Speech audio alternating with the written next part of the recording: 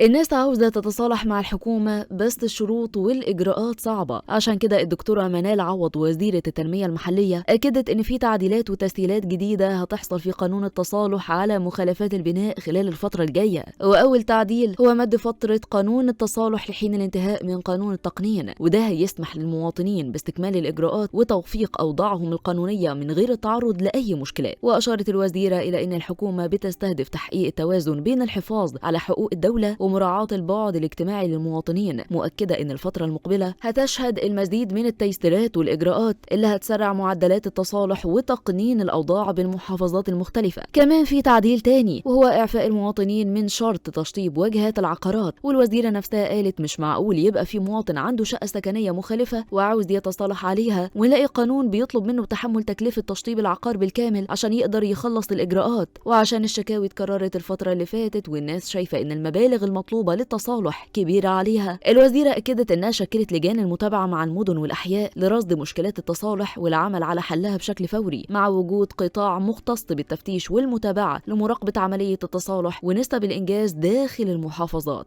يعني المفروض الأيام الجاية التصالح يبقى أسهل على المواطنين.